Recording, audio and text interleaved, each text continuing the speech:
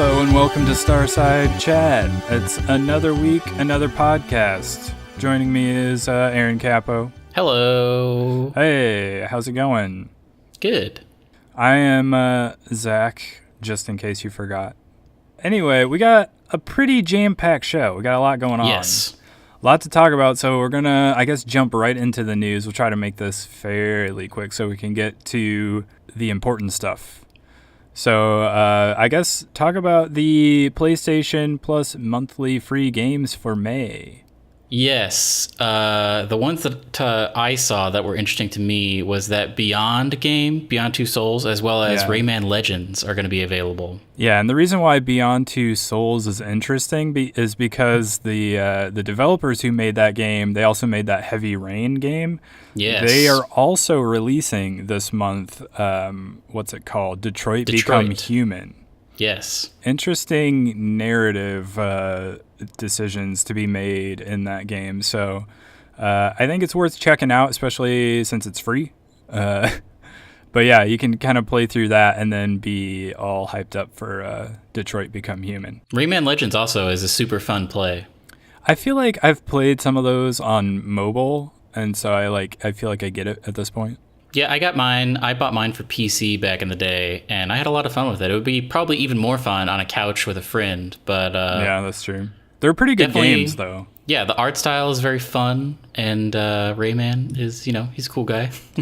Yeah, that's true. All right, and so I guess we should also do the Xbox free games. I don't know why mine is playing a video at me. So they are Super Mega Baseball 2. Never heard of that one before, but this one I have. Mega Metal Gear Solid 5: The Phantom Pain. Yes. Did you play that game? I played the thing that was like a demo for it, which was Ground Zeroes. And I had a lot of fun with that. But I never got around to playing actual Phantom Pain. I played the first hour of it somehow. Yeah, I think I also have played maybe the first hour or two of it. I mean, the engine is beautiful. Yeah. And it was supposed to be like Kojima's magnum opus until Konami was like, nope. They done him wrong. It's kind of like a half of a game, but the half that he did make is supposedly very good, and I always meant to pick it up. It's been on Steam sale a couple times, but now that it's actually free. So I have it because I think fairly recently it was a PS Plus free game of the month. Yeah, it was a couple of months ago. So that's when I downloaded it, and I played maybe about an hour or two. So that early part of the game is still fairly fresh in my mind, and it's very, very cinematic, and it is really well done. So it gets bonkers pretty early on in that game. As someone who's not super well versed in the Metal Gear world, it was kind of blowing my mind. So definitely check that one out if you've got Xbox Live. What is this Nintendo stuff? Well, so there's a couple of Nintendo things, they kind of detailed their E3 plans for this year. They confirmed the time and date of their video presentation. It'll be on the internet. It's like a Nintendo Direct, how they do their things, on June 12th at 9 a.m. Okay. And it's going to focus on, kind of some... I want to say it's kind of almost esportsy because I got Splatoon 2 World Championship and some Smash Brothers stuff going on. And then, I assume they're going to talk about some new games they've got. Maybe we'll see some Metroid Prime stuff. I read they're only talking about 2018 games that are coming out in 2018. Which is kind of refreshing because at the PlayStation conference in particular, we see all these trailers for games that are still years away. It's just yeah, remember the Final Fantasy VII remake? Where's that? Well, and that other Kojima game. Oh yeah, I'll wait as long as he needs. Yeah, I'll wait as long as he needs for that because that's going to be amazing. Well, sure, but it's still we're seeing trailers for that game and we're getting excited for it, and it's still at least 2 years away, probably. Probably, yeah. So anyway. Oh, speaking of E3, real quick before we get to the next news item, Did you know that the new trailer, I think the second trailer for Red Dead Redemption 2 is coming out on Wednesday, so tomorrow as this goes up? I did not know that. Wednesday at 11 a.m., I think it's dropping. That's pretty exciting. Every game developer has been like trying to move their games away from that game because it's going to be such a huge release. I'm sure. Yeah, it's going to be great. Like even Call of Duty moved out of that first week in November into October, I believe. That first week in November is so hot. Well, and I feel like Call of Duty has owned that week or that month for years and years and years. And now they, like, even they're, like, kind of afraid to release so close to Red Dead that they have moved up their release date, which is, that's pretty huge, actually. But anyway, we can talk more about Red Dead when we get some more details. Maybe we'll do a video on the trailer, yeah. Yeah, that's probably a good idea. We should probably do that. But going back to Nintendo, because there's a little bit more news with Nintendo, they are going to release a new RPG for phones this summer. I don't know that I haven't heard about this. I don't know that there's a specific release date on it. It's just this summer, first in Asia, then in like North America and Europe. But yeah, so their mobile games have been pretty decent actually. I've liked most of them. Like Pokemon Go was fun for a short while, and then I stopped playing it, but it was like a phenomenon there for a while. And then like Super Mario Run and what is it? Fire Emblem. Yeah, Fire Emblem. Yes, I played that and I enjoyed that quite a bit. And so yeah, I guess they're gonna have another one. It looks very anime-ish, but it's an RPG. I think they've done really good with their mobile games. The game is called Dragalia Lost. I don't know if that's like from an existing property or not, but yeah, I don't know. I don't know anything about it. The fact that it's a Nintendo RPG and it's gonna be on mobile, so it's most likely gonna be like kind of free to play. Mm-hmm. It seems pretty cool. I'm curious. I have not really checked out any. I mean, I guess I played Super Mario Run, but I have not been into most of their mobile games because they've been that like free to play model. Yeah, Fire Emblem Heroes is actually like you can pay money to get like those. They're not like loot boxes, but like to unlock more heroes, and it's kind of like a roll of the dice sort of situation as to what heroes you're gonna get. Yeah. Which I guess is not ideal, but like you can completely sort of avoid paying for anything and still be unlocking stuff fairly regularly. And they were updating that game really often when I was playing it last year. Oh, really? I don't know if they're still doing it, but they were like adding stuff to it all the time, like new playable sections and stuff like that. So it was actually really good, especially if you like turn-based RPG combat. It was really, really good actually, and it was free. You didn't have to really pay for anything. It wasn't like Super Mario Run where you'd get like a short amount of it and then you had to pay like $10 in order to play the rest of it. Like you just had the full game. So yeah, I would definitely recommend checking that one out if you haven't yet. Otherwise, wait until this Dragalia Lost. I don't even know if I'm pronouncing that right, but wait until that comes out and check that out. Yeah, I will check it out. Next up on the list of news, Twitch is going to stream some NFL games this season. That is insane to me. I don't know how they're pulling this off. This blew my mind when I saw this. I was like, I don't know how they're getting the rights to this. But of course, Twitch is owned by Amazon, so I guess they've got some pull there. Maybe are there going to be commercials? There must be. I mean, there could be. I don't know. How did it work? I feel like Yahoo has streamed some games in the past. Well, so like when the Super Bowl happened, I watched that via like the NFL app or some nonsense, and it was not a great experience. Like I was not seeing the new crazy commercials that everyone else was, which was the main reason I was watching the Super Bowl. It was just like the same two commercials over and over again, which really kind of defeats the purpose. It's like the one time of year where you actually need live television, and it's a real pain. Well, but the thing about that is, like, you could just get like a digital antenna for like. I don't want to do that. That's not very expensive. No. But I agree with you. They should definitely just have all the commercials. But I'm sure that gets into some weird like rights issue Yeah, that you're probably right. we don't know much about. But yeah, so I'm curious as to how it's gonna work. But I mean, the other nice thing about Twitch is that it's like very interactive, and they Yeah. did say, like, the press release did say that there was gonna be some unique viewing experiences and like interactive features and stuff like that. So I'm curious I'm to pro see. this. Yeah, I'm very curious to see how it differs from like a standard TV broadcast, or if it does at all. And how they handle like the commercials and everything. This will make me watch football for maybe 30 minutes if this happens. Just to check it out. Yeah, I probably would do that. Should we get into the meat of this episode, Zach? Yeah, we probably should. Because we have both finished Far Cry 5 and we've both seen Avengers Infinity War. And Which should we talk about first? I feel like Avengers Infinity War is like the thing everybody wants to hear about right now, so maybe we should save that for last.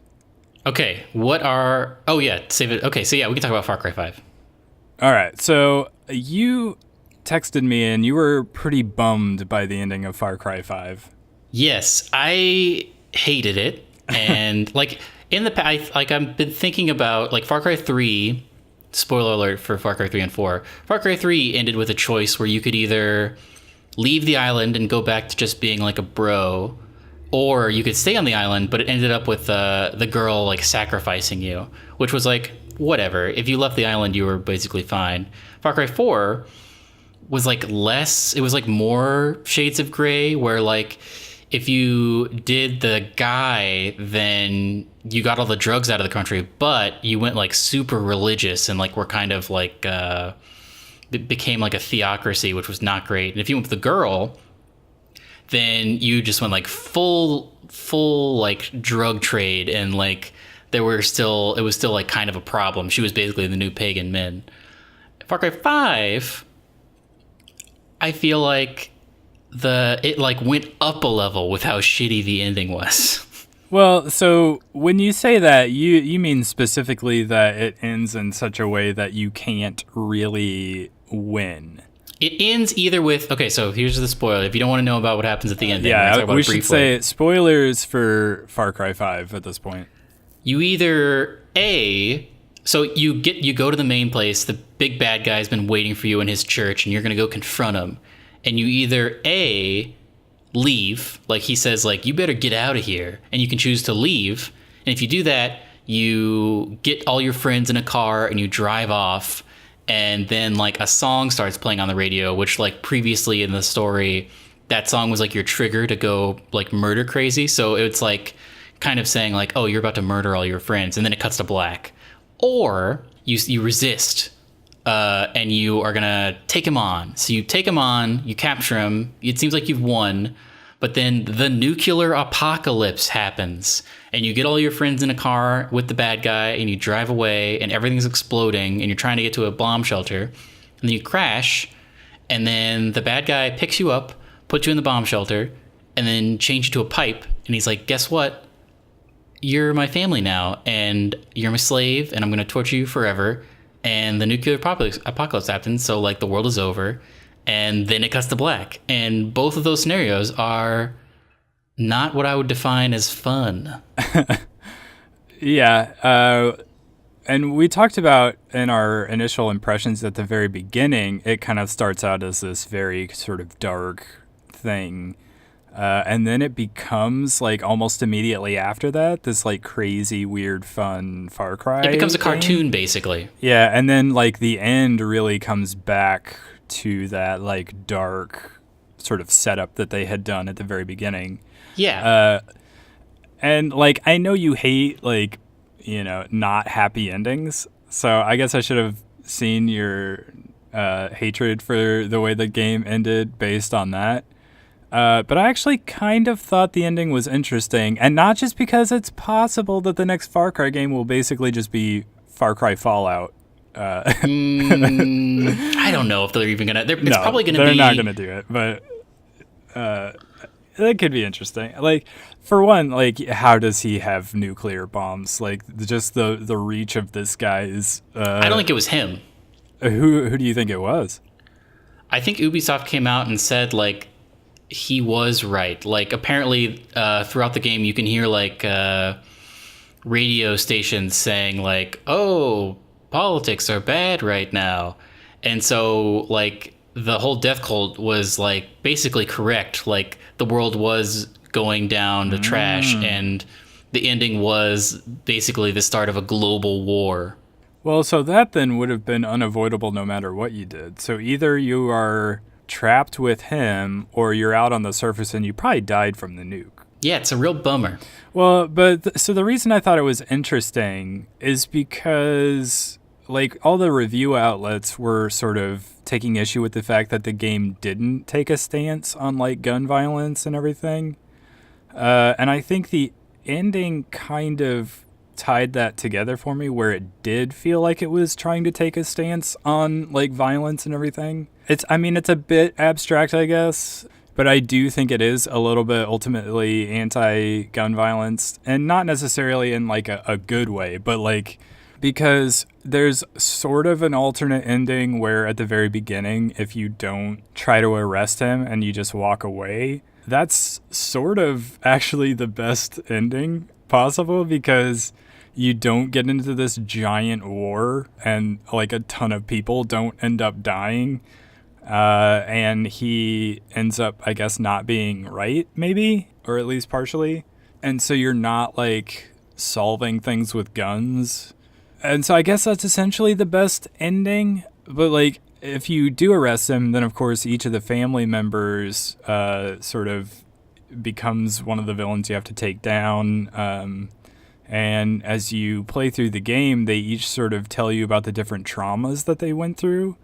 And when you kill each of them, you get another cutscene where, like, Joseph Seed tells you about traumas that he's been through, and that's why they've gone off the rails and they're, like, doing all this crazy, terrible things. And so you, by sort of inflicting more traumas on them, sort of makes them become even more unhinged and justifies their cause even more. He literally also tells you that you're all he has left, and that he's sort of, you're his family because you're kind of a monster by the end of it, because you've murdered so many people.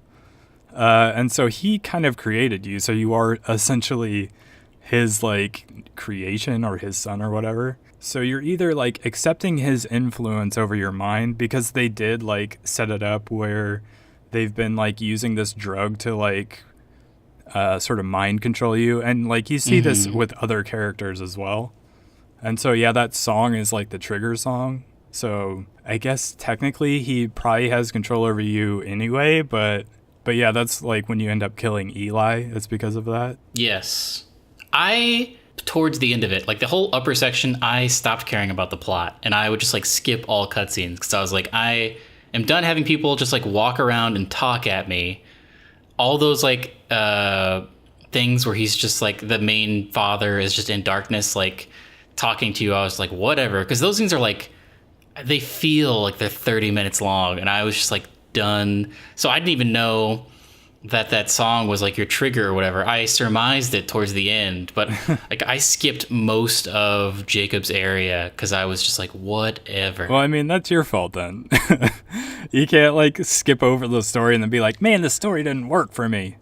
Well, I mean, the ending is the main thing that doesn't work for me. Well, yeah, but partially because you skipped the story that leads up to it. But I don't know that any story could have been a good... That's just because you don't like not happy endings. Because they're also sort of like the four horsemen of the apocalypse, right?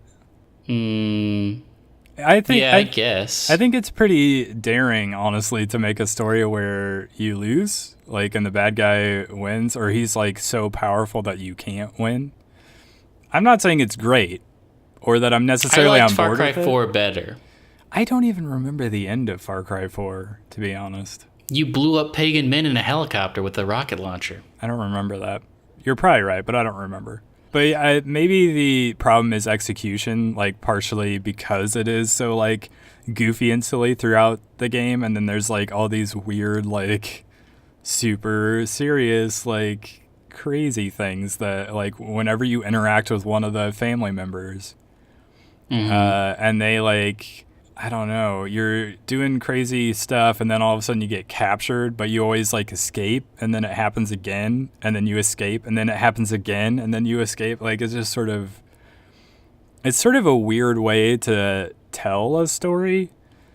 And it's I guess partly it's because they don't ever break out from that first person perspective, because like when you finish or when you kill one of the like family members, you have this weird moment where Joseph Seed just sort of appears almost like a dream sequence, but I can't really understand what's happening there or like how we're seeing this. It's just sort of like, well, it's a game and we need to have the guy interact with you somehow. So without explanation, just here he is. And then he goes I feel like away I had two main problems with this. I had three main problems with this game. Problem one was that the thing I loved about Far Cry was the Far Cry formula of climbing something, like getting a map reveal, and then going, like knowing where every objective is and conquering it as I saw fit, as well as like capturing animals and like increasing my stats based on like the like crazy wallets and holsters I was able to craft. This one backed way away from that. Like Far Cry 4 really embraced, because basically each like general or whatever had their own fortress, which was like a big version of an encampment, and I love taking down encampments. Whereas this one is sort of just like, hey, there are encampments. They don't have to do them for any reason, and if you complete all of them in an area, nothing happens. But yeah, it was weird. Around. It was weird the way they chose to like, as you do random things, like the meter just sort of fills up, and once it gets high enough, it's just like, well, here's a story mission for you that you can't avoid. Exactly. So I wanted more, and also like kind of the companion system made me just like stop caring about stealth, because it was so much easier to just like send the bear and the guy with the plane who would bomb stuff in. So like why even, you just got like an extra $300 or something for doing it stealth. And that was my favorite part of Far Cry 4. The second thing was I felt like there was not a ton of weapon variety in this. Like I basically spent the entire game with mainly the same couple of guns once I unlocked them. Yeah. Whereas in Far Cry 3 and Far Cry 4, there were some pretty crazy ones you could get, and you had to grind certain things to get them. Like there was one where there was a crazy machine gun where you had to get a certain level in that crazy arena. And then obviously the third thing, I guess, was the setting and also the ending. Like I don't find Montana to be like, it's definitely not as beautiful as Far Cry 4 and like the India setting. Yeah, I definitely didn't like that it was just like some like small town America instead of like some sort of exotic location, which is what you kind of associate with Far Cry. Yeah. So that did seem weird to me. For the next one, I would say, I mean, they're not going to do this, but I would say bring back like outposts meaning something, and like stealthing them be a fun thing, more weapon variety, and a better setting / ending. Well, so like in Far Cry 4, the towers were kind of a little bit akin to like the prepper stashes, because they were a little bit like puzzles into how to figure out how to get to the top of them.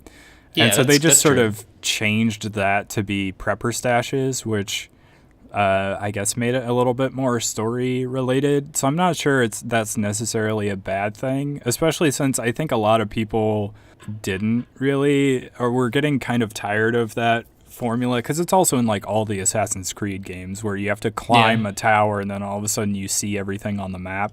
And so they even joke about it on the first tower that you're supposed to climb in this game. They're like, don't worry, we won't make you do this for the rest of the game. So like I think more people are okay with them having ditched some of those things. Yeah. Like I get your point that it like that felt like the Far Cry formula and they altered it and now it kind of doesn't feel like that anymore. But it didn't bother me that much. It also didn't bother me that I I didn't have to like grind specific animal kills in order to upgrade my wallet, because I didn't necessarily love doing that in Far Cry 4, but also I still ended up going around and doing some hunting anyway, just to complete challenges to get perk points. Mm-hmm. And I also kind of liked that you could play the arcade mode to get your perk points, so that you could just kind of avoid all that stuff altogether if you wanted to. Because like for some people, they love it. Like I think the fishing in Far Cry 5 has been like a thing that people like doing, is just sort of a relaxing little thing. It's not really for me, but some people like it. I did it one time when you had to do it to get the bear. You had to get a salmon for the bear. Yeah. And that's the only time I ever picked up a fishing pole in that game. Yeah, I didn't love it. I did it a few times, but I was definitely like, I don't see myself doing a lot of this. And so it was nice that you could avoid doing any of that stuff if you didn't want to, and you could just play like the arcade mode and still get perk points. Or you could just like load up on prepper stashes and stuff like that. But the prepper stashes were a good addition. Yeah, and I agree that the outposts definitely didn't feel very meaningful. They were just like, go here and kill a certain number of enemies, and then you're good. Or don't do that. Or don't do it at all. I actually got to the point where I would just like take a helicopter with like machine gun and rockets on it, and I would just like fly low and take everybody out from the helicopter without ever setting foot in the outpost. I remember being so pumped in Far Cry 4 when I unlocked the like mini crossbow, because I'm usually a bow guy, but by the end of Far Cry 5 I was not even carrying a bow because I didn't care about stealth at all. But the mini crossbow was like a rapid fire one-hit kill, and that made getting outposts like so much fun, because I could take people out so quickly. I don't know. Well, I like doing outposts. I like stealthing outposts, and I feel like Far Cry 5 was built for people who don't like that. Even in like Blood Dragon, I like my primary weapon for most of that game was the bow. Exactly. And I pretty much never used it in Far Cry 5. Yeah, it was like, because you needed, I feel like ammo was a little bit of a premium, and I just feel like every time I like maybe 2 outposts I successfully stealthed, but invariably someone would either see me or my companions, and then I would just have to immediately start killing everybody. Yeah, that would happen to me a lot as well. And like that normally is how it goes for me when I try to play stealth games, so I didn't like necessarily notice that it was a problem in this game, because I was like, well, this happens to me in every game I try to stealth. So, like I start out trying to stealth and I take out a couple of guys, and then I always get noticed, and I'm like, well, time to do this the other way. To round this out, where would you want the next one to be set? That's tough. I'm curious as to whether the whole like nuclear apocalypse is a thing that they're going to carry forward into the next one. Have they all taken place in the same universe up to now? I don't know. I guess they could have. They definitely could have. Yeah, they definitely could have, but I don't know, actually. That's something I guess we'll have to wait and find out. But I'd be curious to see a almost Fallout style Far Cry game. But I would also be fine with them just going to like some other exotic location and doing like a more traditional Far Cry style game. Do a sand place. They haven't done a sand place yet. Yeah, but how can you do that? What do you mean? I guess you could. I don't know. A desert. Yeah. I'm trying to think of if that would offer the same like variation on terrain and stuff that you get in the other Far Cry games. I don't know. I feel like I don't want it to be a post-apocalypse, and I want it to be different. And sand is the first place I thought of, because they've done snow kind of, and they've done jungle, and now they've done just like rural forest. So, I mean, I don't know. Maybe a city. That would be crazy too. Well, yeah, I guess that's an interesting point. I wonder, would that might almost be like too many other games. I still feel like the thing about Far Cry is that it's always set in an exotic locale.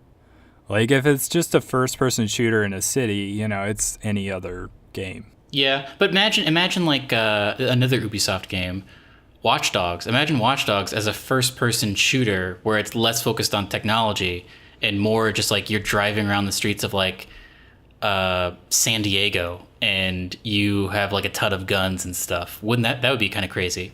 I guess, wouldn't it just be like first-person Watch Dogs then? I mean, I feel like they could do it in like some place like Mexico or, you know, I don't know if that, Oh yeah, Mexico could happen. because they probably wouldn't do another American place, right? Yeah, that's true. Yeah.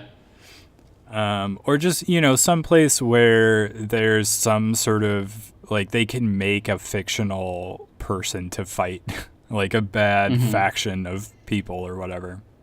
I mean, that's definitely a weakness of this game is that I did not care at all. Like Pagan Min and the guy from 3 who's named Voss. Yeah. Those are two really interesting characters who I never skipped a cutscene with them because I was interested in what they had to say and they were interested. Like, I agree. I don't know. They were Jacob, the third guy, was just like, I was just like, whatever. You are like a prepper guy. I don't give a shit.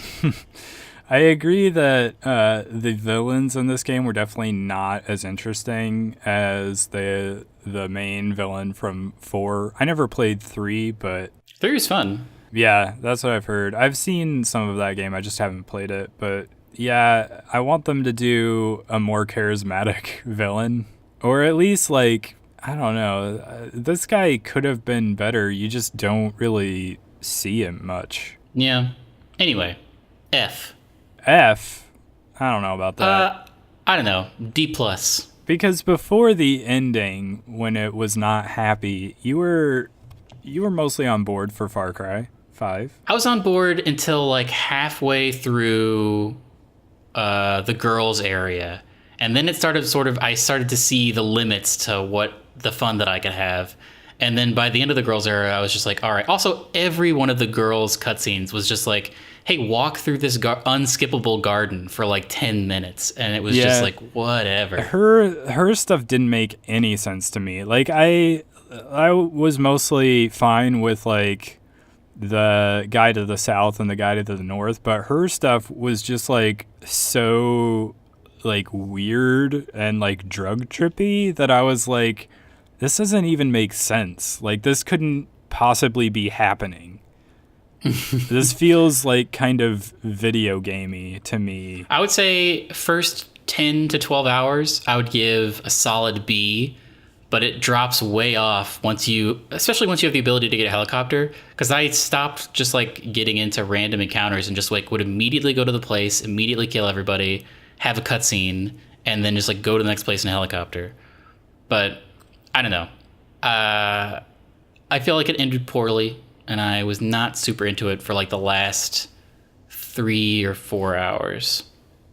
I think I like it a little more than you. I have problems with it. I don't think it's the best Far Cry game I've ever played, but I still had a good amount of fun with it. Like, I don't think I'm like begging for my money back or anything like that. No, I am not either. It was a good purchase. Yeah, and I also think there's a lot of fun to be had with the arcade mode. Yeah, and I didn't even dip my toes in that. And I think that redeems a good amount of it for me. Like, yeah, we have our problems with the story and some of the gameplay elements of it. And of course, we're not super fond of the setting, but I think it does a lot of other things pretty well. And yeah, I really enjoyed the arcade mode, and I kind of wish I had more time to spend more time with the arcade mode, but yeah, maybe I'll jump back in at some point later. Maybe because there is DLC to come that I am very curious to check out. So we'll probably have to come back around to Far Cry 5 again later on in the year. But as for now, I guess, yeah, I'll give it like a B, a solid B. Yeah, I would say it's not making me want to wash my hands of the series. I'm interested to see what Far Cry 6 is going to be, but I have washed my hands with Far Cry 5, I think, so I'm probably not going to be playing any of the DLCs. Really? Even if they're like completely separate from the main storyline of Far Cry 5, which I they mean, are I know likely there's that to Mars be. one. I don't know. I'll watch Because I some do stuff think on as it. far as like the shooter mechanics of it, it's very, very solid in that regard. I agree. So like putting it in a different setting and maybe giving you some different things to do, and maybe they bring back some of that more traditional Far Cry, like those elements that you were talking about that they kind I'd of love that. ripped out of this. I think that could work and could be a lot of fun. Agreed. Should we talk about Infinity War? Yeah, let's move on to Infinity War. I was a fan.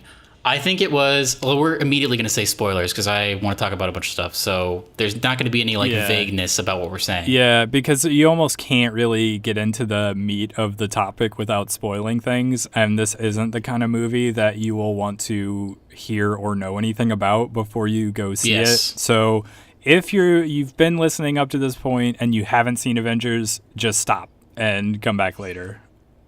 So the things I wanted from this movie, I wanted some cool reveals. I wanted that scene in the first Avengers where Thor or Captain America's like, "Oh, you got to Hulk out, Banner," and he's like, "Oh, my secret is I'm always angry." And I'm paraphrasing. And then he turns into the Hulk and punches that big flying thing. That was a very cool moment. That was a clappable moment. People laughed in the theater. And I didn't really have a moment like that in this one, but I still really liked it. I thought it was masterfully done, and I was never bored, and I was never like, when is this scene going to end? And yeah, I think it's overall, I was for it. it's the difference between maybe Joss Whedon and the Russo brothers. That could be, yeah. I think Joss Whedon is not only really, really good at sort of weaving a lot of characters together into one narrative, but he also is really capable of bringing those like big, cool like set pieces and those big moments that you remember. Because I kind of want to say there weren't really those like big fun like moments, but granted, this is a very different movie that's doing different things.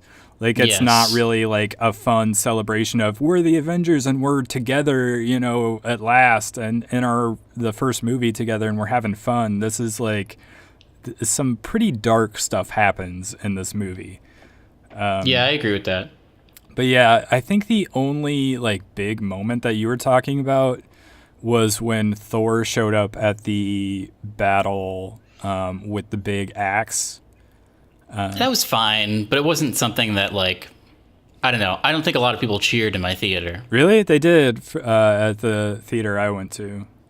It was a really cool moment. I think probably the most memorable moment that I can think of as far as like the fun goes. There were like definitely some memorable sad moments that we can get into at some point. But I mean, everybody kind of wondered whether even the first Avengers movie could work because of how many characters it had to balance.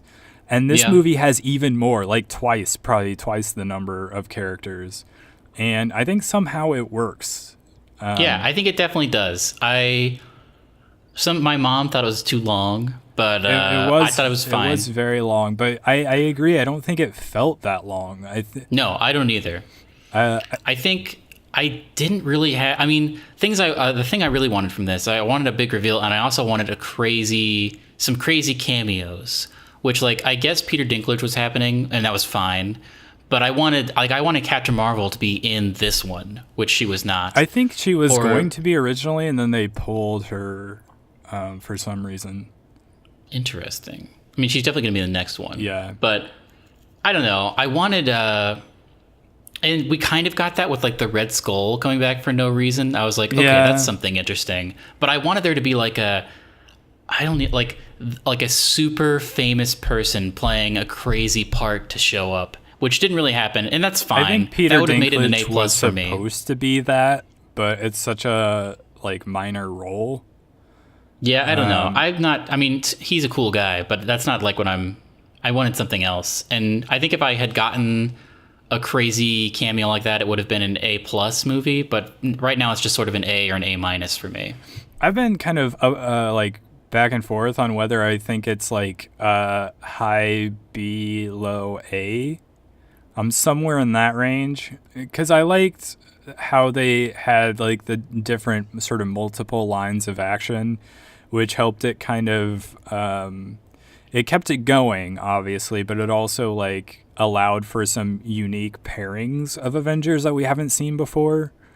And obviously, like the Guardians are in this movie, and they have not interacted with the Avengers before. So seeing them all interact, like you get Thor teaming up with Rocket, and who knew that that could be such a fun pairing? Yeah, that was great. But also you get like a little fight between like Peter Quill and Tony Stark and those guys when they're trying before they've really figured out that they're on the same side. This movie made me hate Chris Pratt. Well, for sure, because he ruins it.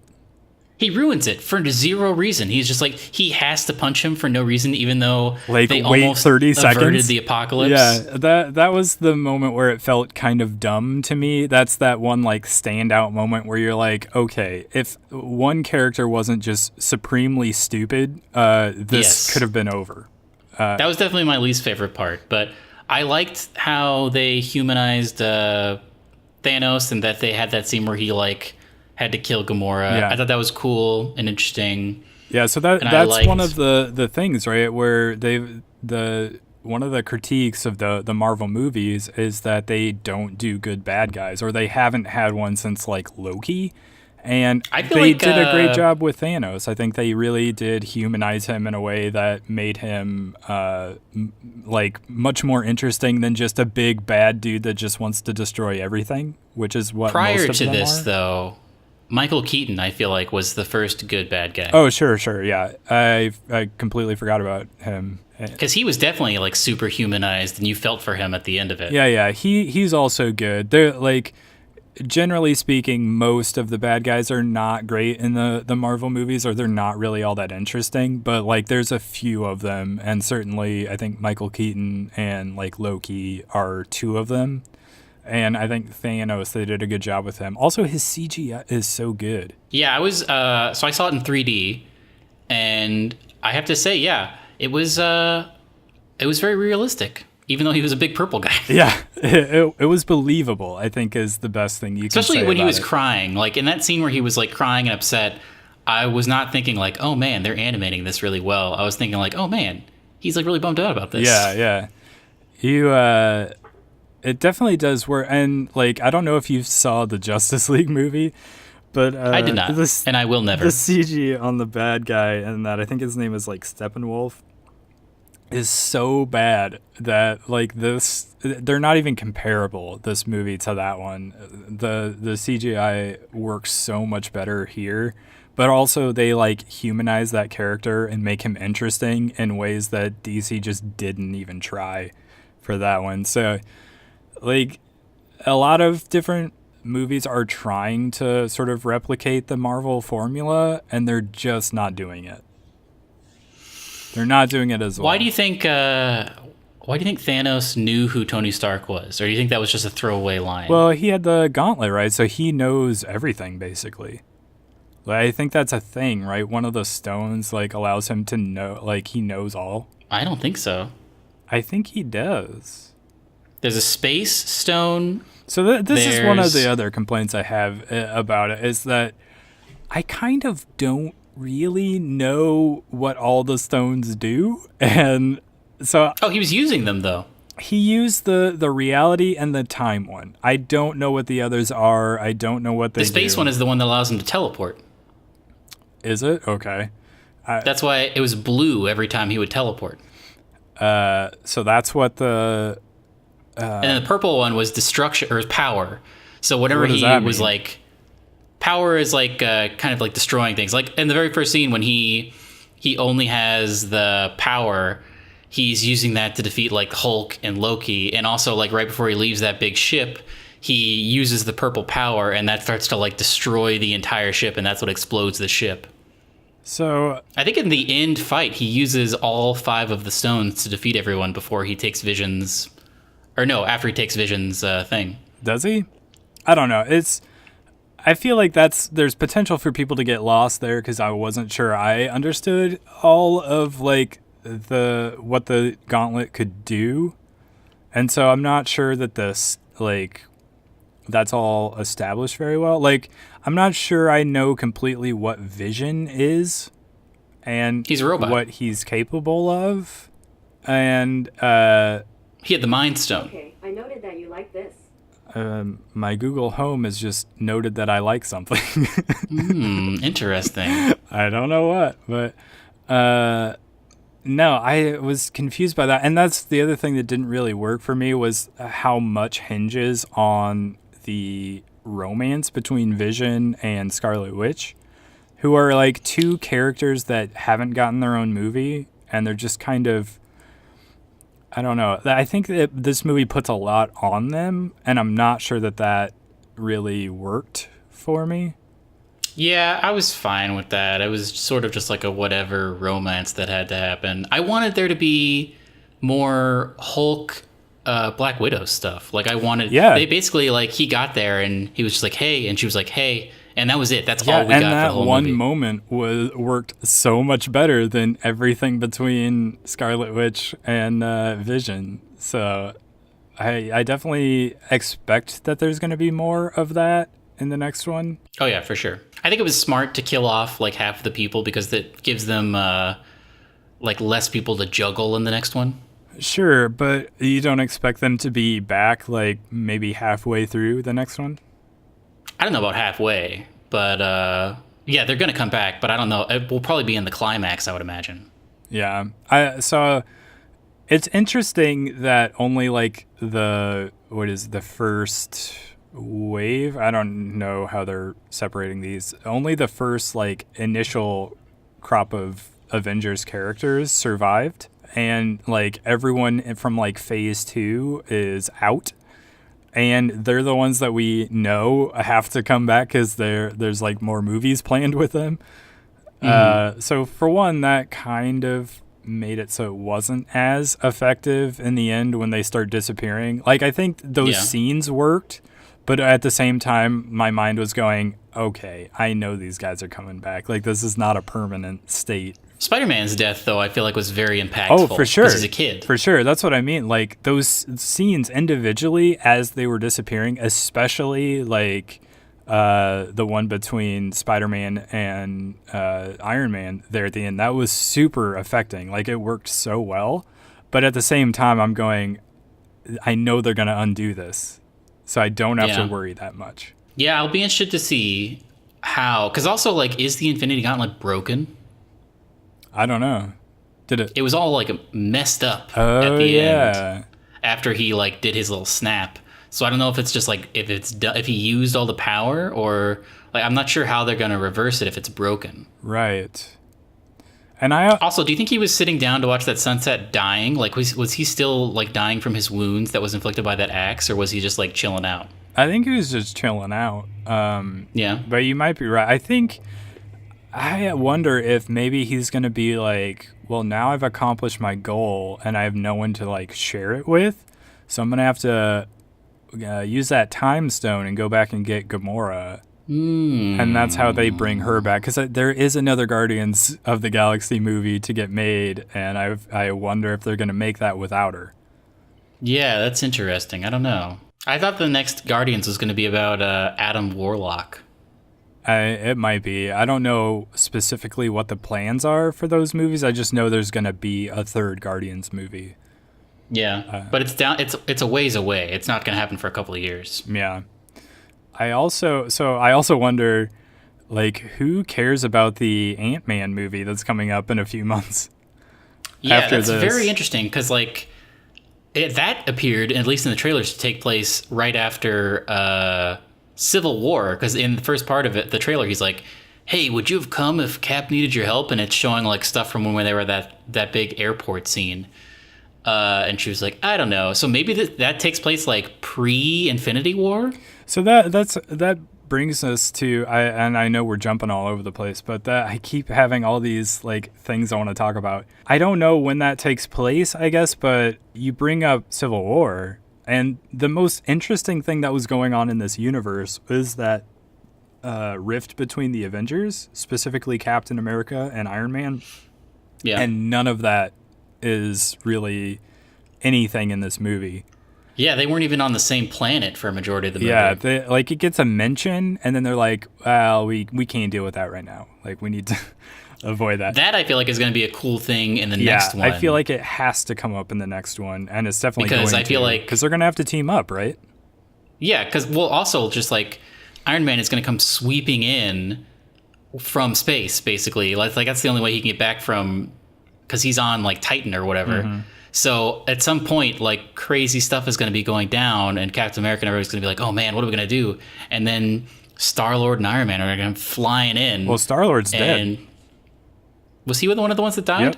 Oh yeah, you're right. Which is a real bummer, because not only did he need to like get revenge for Gamora's death, but he also needed to make up for the stupid thing that he did, and now he can't. Yeah. So, well, maybe it'll be. I don't know where Captain Marvel is. Like, she's definitely not on Earth, I feel like. So maybe she'll pick up Iron Man and the Blue Girl on the way or something. That's one of those. 'Cause they got to get back to Earth. That's one of those weird like logical questions you ask about this universe, like. Nick Fury obviously knows about her, and like the producer Kevin Feige, I think is his name, he like has come out and said that Captain Marvel is the most powerful character they've ever introduced into the series. Mm-hmm. Why would you not have her around for like when New York was being attacked in the first Avengers movie? So good question. So I feel I'm very excited for her movie. Yeah, I feel like her movie, which takes place in the 90s. And it's and Coulson's going to be in it. Yeah, and it's like an origins movie. I feel like that has to end in such a way that she like goes into some sort of hiding or like some sort of stasis, and they're like, she leaves the planet, I'm sure. And they're like, we can only contact her if we absolutely need it. But even then, you kind of go, I mean, New York's getting destroyed, and these big giant aliens are coming through. Like, probably call the most powerful person you know. I don't know. I feel like S.H.I.E.L.D. is Nick Fury's thing, and I believe in the comics there is a counterpart to that only deals with aliens called SWORD, which is another acronym. And I think Captain Marvel is related to SWORD, and I think she is mainly off-planet. So I am very curious to see how they're going to set up, because it's going to take place in the 90s. I think we're definitely going to see how Nick Fury loses his eye, which is something that's exciting. And Coulson is going to be back, which I love that guy. He's great. Agents of S.H.I.E.L.D. is a great show. Have you been watching it? And it's going to be the 90s. I have, yeah. I have not watched it, and I think people are speculating as to whether like the disappearance of people is going to start affecting that TV show. I don't know. We'll see if it gets another season. I don't know that it's been renewed for a new season, but it's been fun. They have their own little B stories, and they don't really interact with the main Marvel universe much, but the characters are fun. So for the Netflix shows, does like Iron Fist I don't think just those are disappear? Happening anymore. Yeah, I don't think that's really gonna be effective, because they wouldn't even say, like, they would just say the incident, talking about the first Avengers movie, and like Disney's making their own streaming service, so I imagine they're slowly but surely cutting all ties to Netflix. So I mean, like, definitely, I think Luke Cage is definitely getting another season. Yeah, I was going to say, I thought there was... Jessica Jones is. Wasn't Luke Cage getting another season this year? Yes, I saw a trailer for it recently, actually. But, I don't know, man. I don't think, like, unless... I feel like Daredevil has got to wrap up soon. And I don't think there's ever going to be another Defenders. Yeah, I didn't even watch that season. It was not great. I heard not good things about Iron Fist, and so I just never watched it. And then that Defenders show came out, and I was like, well, I didn't watch Iron Fist, so I guess I'm not watching this yet. And then I just never got around to it. I didn't see the new season of Jessica Jones, which came out, but I also didn't see that. I don't know. I apparently quit on all of them. I think interest in those shows has declined. Yeah. But I don't know. Overall, I was a fan of Avengers, and I'm excited to see what they're doing next. I am as well. I'm very, very interested, because this one is definitely, like, the obvious comparison here is like Empire Strikes Back, where it sort of ends in sort of a cliffhanger, and so you like definitely need to see what happens next. And so Infinity War, they're not calling it part 2 anymore, but the next one is coming out next year, right? Like, they made these back to back or at the same time. And, May 3rd. yeah, so it's coming up. And a good thing, because I feel like they're not going to want to wait, not only because fans are going to really want to know what happens next, but also like all of the rest of their like movie and TV projects sort of hinge on the situation being resolved. So I feel like they have to.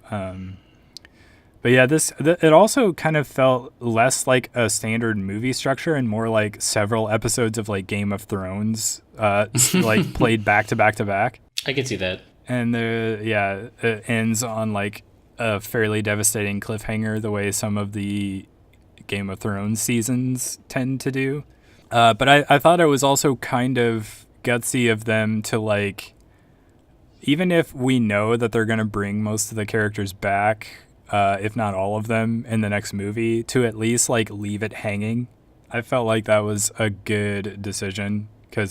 Yeah, I agree. Because another knock on the Marvel franchise is that it's been like you almost need to kill off a character because otherwise we stop worrying about them because we know that they're not going to do anything to them. Like they're going to be fine.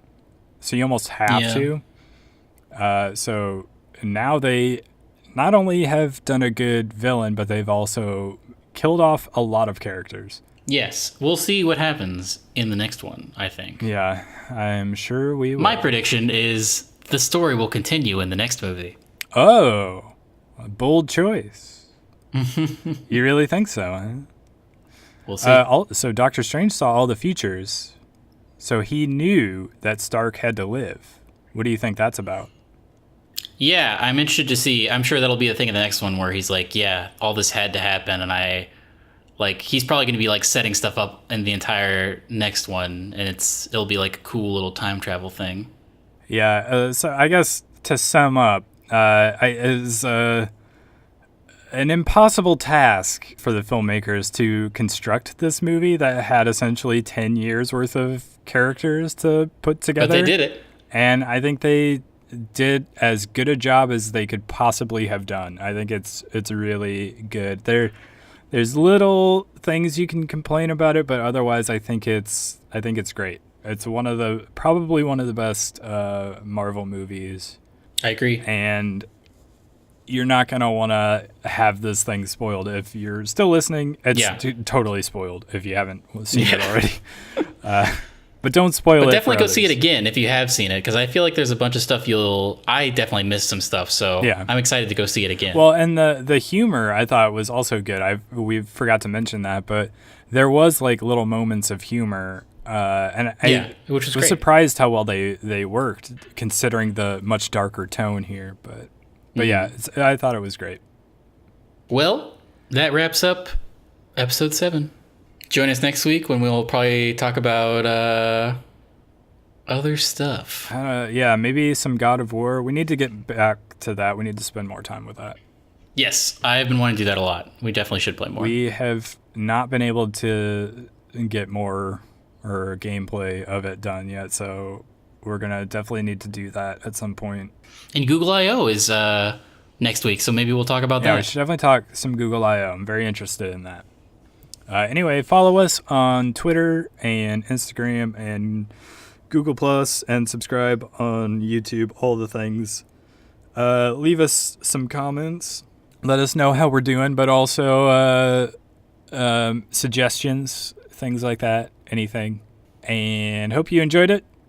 Thank you very much, Aaron Capo.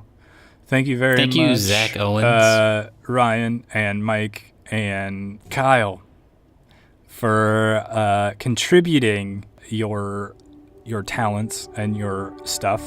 So thank you, and we're out. Goodbye. Goodbye.